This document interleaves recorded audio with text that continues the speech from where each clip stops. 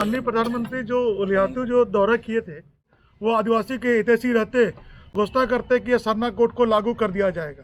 बोला कि मणिपुर आप क्यों नहीं गए और उस चीज़ को मैं विरोध कर रहा था, तो मुझे उस दिन घर से निकलने नहीं दिया गया। प्रशासन की तरफ से दबाव दिया गया कि आप गलत कर रहे हैं, आपको जेल में डाल दिया जाएगा। तो आदिवासी हित में बात करेगा वही देश पे राज करेगा।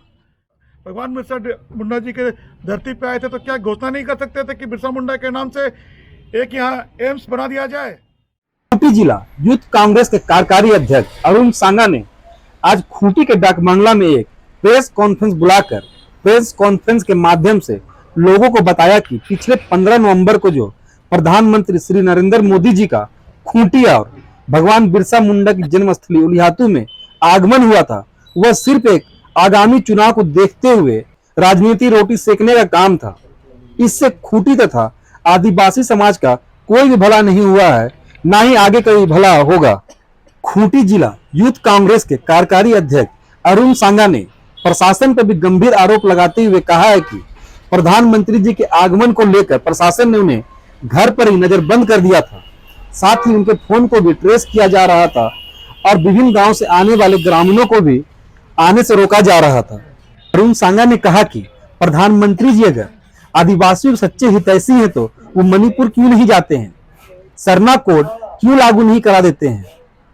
साथ ही एम्स के तर्ज पर ही भगवान बिरसा मुंडा के नाम से एक हॉस्पिटल ही बनवा देते जिससे आदिवासियों का भला हो जाता। अरुण सांगा ने कहा कि आदिवासी समाज की बात करने वाला ही अब इस देश पर राज करेगा। माननीय प्रधानमंत्री जो उलियातू जो दौरा किए थे और कहीं न कहीं वो हम लोगों की आदिवासी लोगों का हितैषी दिखाने की कोशिश में थे। मैं उनसे पूछना चाहूँगा कि अगर वो हितैषी रहते तो हमारी बात जब मैंने बोला कि मणिपुर आप क्यों नहीं गए और उस चीज़ को मैं विरोध कर रहा था, तो मुझे उस दिन घर से निकलने नहीं दिया गया। प्रशासन की तरफ से दबाव दिया गया कि आप गलत कर रहे हैं, आपको जेल में डाल दिया जाएगा। मैं उनको बताना चाह रहा हूँ कि हम आदिवासी समाज अब चुप नहीं बैठेंगे और जिस प्रकार से हर बार छला जा रहा है और उस चीज़ को लेकर के पुरजोर हम लोग बता रहे हैं कि आने वाला समय में जो आदिवासी हित में बात करेगा वही देश पे राज करेगा। कहने का ये मतलब है हमारा देश है, अब वो दिसुम है तो हमारा ही राज होगा। आज अगर वो आदिवासी के हितैषी रहते तो यहाँ पर उलियातू में आने के बाद वो हमें घोषणा करते कि सरना कोड को लागू कर दिया जाएगा, लेकिन उन्होंने वो नहीं किया। हमारे जो मुख्यमंत्री है उन्होंने सरना कोड को लेकर के सारा पेपर बना करके सेंट्रल में भेजा है, लेकिन अभी तक से उस चीज़ पे कोई भी कार्रवाई नहीं हो रही। क्या प्रधानमंत्री जी भगवान बिरसा मुंडा जी के धरती पे आए थे तो क्या घोषणा नहीं कर सकते थे कि बिरसा मुंडा के नाम से एक यहाँ एम्स बना दिया जाए? उससे ज़्यादा आदिवासी को क्या चाहिए? लेकिन ये नहीं, बस अपनी राजनीति रोटी सेकना है। और कहीं ना कहीं हम हर बार ये बोल रहे हैं कि हम आदिवासी युवा जाग रहे हैं और इस चीज़ का पूरा समाज, पूरा आदिवासी समाज एक करारा जवाब देगा उन लोगों को। आगामी 15 नवंबर को खूंटी जो है जो पीएम मोदी का आना हुआ था तो उस समय 49 करोड़ का सौगात जो है खूंटी को दे चुके हैं। इस पर क्या आपका? 49 करोड़ का सौगात, 49 करोड़ तो आप कम बोल रहे हैं, लगभग 24,000 करोड़ की बात हुई है। 24,000 करोड़ में कितना खूंटी में आएगा, क्या आएगा नहीं आएगा, ये कितने आदिवासी के पास पहुंचेगा, ये आप लोग भी जानते हैं, मैं भी जानता हूँ। वो तो बस जुमला है, अभी चुनाव में कुछ नहीं है तो बस जुमला। 24,000 करोड़ रुपया मैं झारखंड वासियों को दे रहा हूँ, आदिवासियों को दे रहा हूँ, ये सब जुमला है। खूंटी के लिए क्या मिला? खूंटी के लिए क्या मिला?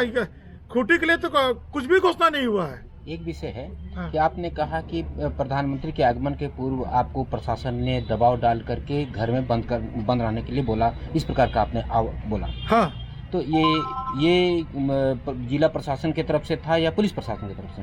पूरा मतलब कि ऊपर से भी दबाव था। अच्छा। ऊपर से भी दबाव था और कहीं ना कहीं मुझे मतलब कि प्रेशर दिया जा रहा था। मैं उन लोगों को ये कहना चाहूँगा कि मैं अब आगे बढ़ चुका हूँ, आप लोग मुझे जेल में डाल दें या मार डाले, मैं आदिवासी हित में बात करूँगा तो करूँगा। और मैं इसके लिए मैं हमेशा आवाज़ उठाते रहूँगा। ये तो सरकार आपकी है यहाँ झारखंड में, और जिला प्रशासन कहें चाहे पुलिस प्रशासन कहें, वो आपके अधीनस्थ हैं, और वो आपके सरकार होने के बावजूद आपके ऊपर दबाव कैसे डालती है? सेंट्रल के आगे क्या किसकी चलती है? राज्य सरकार अपना ये होता है, राज्य सरकार अपनी होती है। अगर वैसा रहता तो हमारे पास मतलब कि ये सेंट्रल ब्यूरो से फ़ोन नहीं आता। सेंट्रल ब्यूरो से बाकायदा फ़ोन करके सारा कुछ प्रेशर बनाया जा रहा था। लगातार मेरा फ़ोन ट्रेस हो रहा था। जिन जिन लोग मेरे संपर्क में थे, जो मतलब कि जिस गांव से आ रहे थे, उन लोग को उनके पास फ़ोन कराया जा रहा था। तो कहीं ना कहीं राज्य सरकार तो हमारे साथ में ही थी। आप देख सकते हैं कि हमारे बयानबाजी के बाद हमारे मतलब कि जेएमएम प्रवक्ता ने भी उसको लेकर जवाब दिया था। मणिपुर की बात आपने कहा था, मणिपुर की घटना को लेकर के झारखंड में गौरव दिवस में जोड़ा गया, ऐसा क्यों? देखिए, हमारा बस यही कहना है कि आप 6 महीने से जो मणिपुर में जो दंगा फसाद चल रहा है, आदिवासियों को मार पीटा जा रहा है, प्लस हमारी बहनों जो है उनको नंगा करके घुमाया जा रहा है, आप अभी तक से सुध नहीं लिए। और वहाँ पे जाके आप इलेक्शन के समय घोषणा करके आए कि मितई समाज को एसटी में मिला देना है। ये क्या मजाक है? अभी यही घटना एक झारखंड में भी हुई है, मालूम है? लौतेहार में छठ के एक दिन पूर्व एक आदिवासी महिला के साथ बलात्कार हुआ और उसके साथ भी इसी प्रकार का अत्याचार हुआ। क्या कहेंगे? क्या कहेंगे? इसमें हम घोर निंदा करते हैं और सख्त से सख्त मतलब कि जो भी इसके पीछे संलिप्त है उस पर कार्रवाई होनी चाहिए। जिस प्रकार से मणिपुर के लिए आपने आवाज़ उठाई थी, क्या झारखंड में ये ऐसी आदिवासी के साथ अत्याचार हुआ है, इतना नाबालिग बच्ची के साथ बलात्कार हुआ है, तो उस पर आप क्या कदम आगे उठाएंगे? उसके लिए मैं आह्वान कर रहा हूँ। मैं हमेशा अपने आदिवासी भाई को जगा रहा हूँ कि जो भी है, अगर कुछ भी दुख तकलीफ हो, मैं इसमें जितने भी गांव में जाता हूँ मैं क्लियर बोलता हूँ कि जो भी आदिवासी भाई को तकलीफ है, हमारा नंबर रखिए, कुछ भी होगा मैं खड़ा हूँ। रात के 12 बजे भी आप कॉल करेंगे, मैं उनके लिए खड़ा रहूँगा। इसी प्रकार लातेहार में भी जिस प्रकार से मणिपुर की बात करते हैं, तो वहाँ पर भी अभी आग ज्वलंत मुद्दा है, वहाँ जलने को ये मजबूर हो गया है। क्या कहेंगे? क्या कहेंगे? अब उसमें मतलब कि मैं अपनी सरकार से गुजारिश करूँगा कि उस पर देखा जाए और उस पर जो भी संलिप्त है उनको सख्त से सख्त कार्रवाई दी जाए, क्योंकि ये आदिवासी बहुल क्षेत्र, पूरा देश ही हमारे आदिवासी के है। हमारे राहुल गांधी ने भी कहा है कि आदिवासी सबसे पहले जो राज्य जो है वो आदिवासियों का है, और कहीं ना कहीं ये सच्चाई है। ये तो झारखंड में जिस प्रकार अत्याचार बढ़ रहा है आदिवासी महिलाओं के साथ में, इस पर कुछ कहेंगे? उस पर जल्दी हम लोग कार्रवाई करेंगे। उस पर हम लोग मैं इसी वजह से अपने सभी आदिवासियों को बोल रहा हूँ कि हम लोग को एक गोलबंद होना पड़ेगा, नहीं तो इन लोग हमेशा हम लोग को शोषित करते रहेंगे। और गोलबंद होकर के हमको अपनी ताकत दिखानी होगी, जो कि कहीं ना कहीं सरकार को पूरा पुरजोर से हिला देगी, और ये आदिवासी सत्ता ही मतलब कि राज करेगी आने वाले समय पे देश पे।